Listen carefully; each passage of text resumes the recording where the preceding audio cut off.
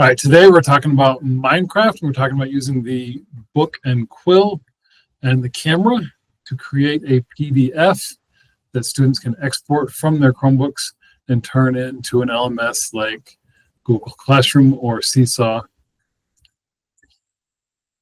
So to get started, students would come into Minecraft and, as always, click on Play. Click on My World, or unless they have, if you're having them join a world, you can join a world. They'll go to the world you want them in. So I'm in this world. We'll say this is stuff that I built, and I'm gonna hit H on my keyboard to bring up my tips over here. For anybody who hasn't played before, on the left over there, showing us that W is forward, S is backwards. Those are keyboard keys. A is left, D is right. Space is jump, and E is your inventory. That's the one I wanted you to see. Letter E is your inventory. And because I'm in survival, it's not going to let me do it.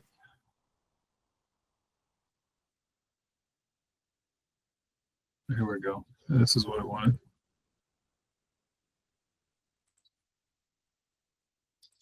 There we go. Okay. Now I'm in creative mode. That will let me creative mode. The difference is survival mode, you actually have to go and survive and do things, and there's mobs, creatures that will attack you. Creative mode, that kind of stuff doesn't happen. And in creative mode, when we hit inventory, we get access to the full inventory. So we can come in here and find any of the blocks that we want to find. And today we're going to find the camera. So I'm going to search up there for the word camera. I'm going to add that to my hotbar over here. And I'm also going to do a search for book. Now, I don't want any of these enchanted books or any of these other books that are here. I want this Book and Quill. This is the one we're going to be using today for this training. So I'm going to throw that in my hotbar over here also. Go ahead and close the inventory, and you can see right there in slot number 1 is my camera, and in slot number 2 is my Book and Quill. There's 2 different ways to use the camera. Camera's in my hand, and if we look over on the bottom right-hand corner, it shows a picture of a mouse. It says place or mine. If we get where we're not highlighting a box, we'll see the use button. So I can hit the use button and take a picture of this lava flow. Boom, just like that. I can come over here and get a picture of this ender portal, just like that. And whatever this glowing stuff up here is. Okay, we took some pictures. If the box on the ground, you see that black box around everything down there. If that black box is on the ground, the mouse button on the bottom right is saying we can place it, and the camera is in front of us. Now when I put my crosshairs on that camera, it says take a picture. So if I right click one more time, it's like an old-timey camera. It will smoke and flash. And took a picture of my character standing in front of whatever I want to take a picture of.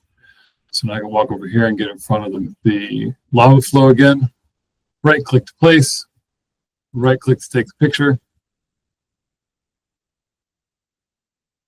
There we are. There's my character in front of the lava flow.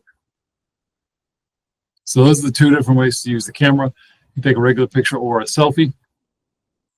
Then we hit the number 2 button on our keyboard to get to the number 2 slot in our hotbar, and that is our book.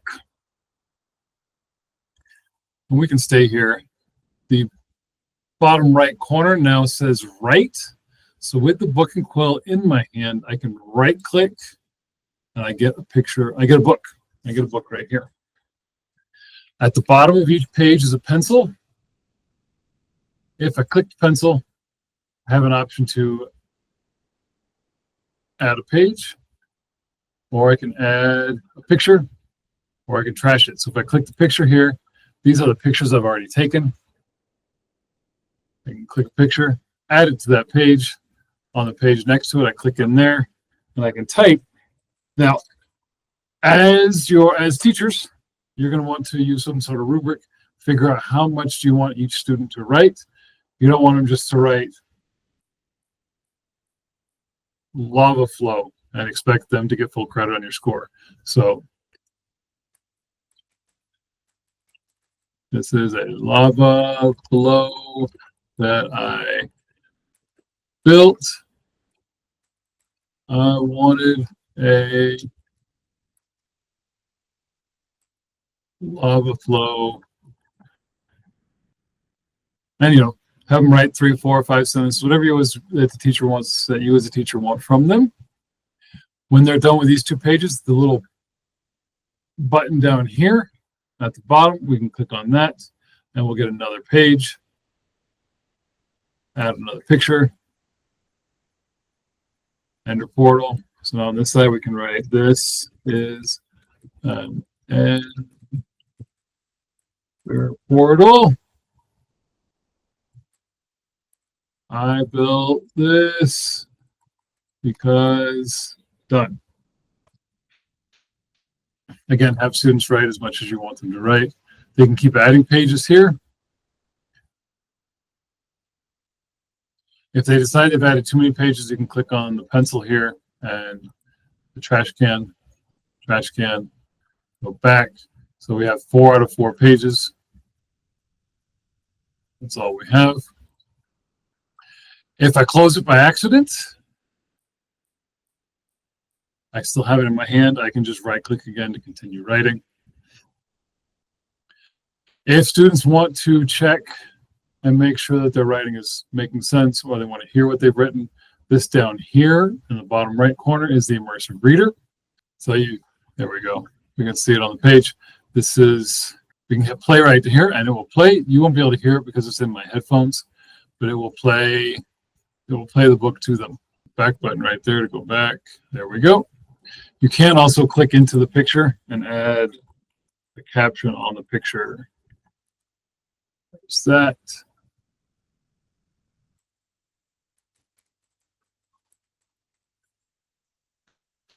Now, one thing I always tell students when I do this with them is that the last thing an author does after they write a book is they go to a bookstore and a bunch of people who want to meet them come and meet them, and they sign their books.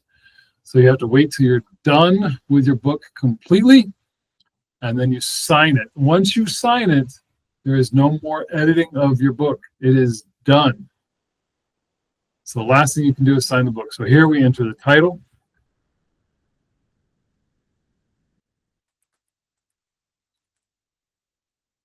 And we sign and close.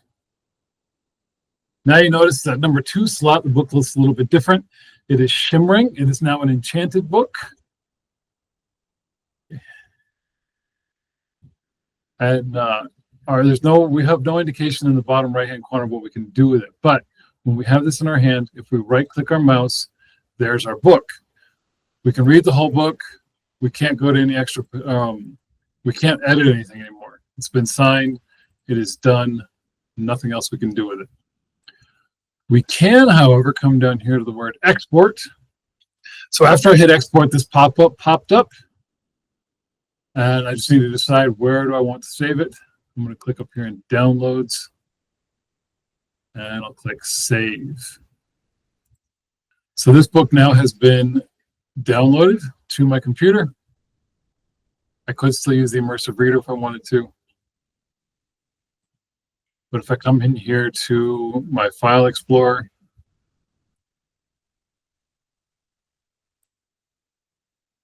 here in downloads is that book. Double click. It opens as a PDF with every page on its own, with its own page on the PDF.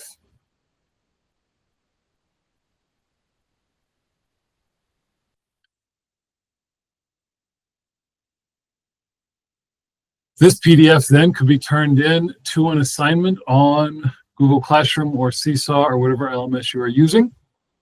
And teachers can go through and grade that with their rubrics as they see fit.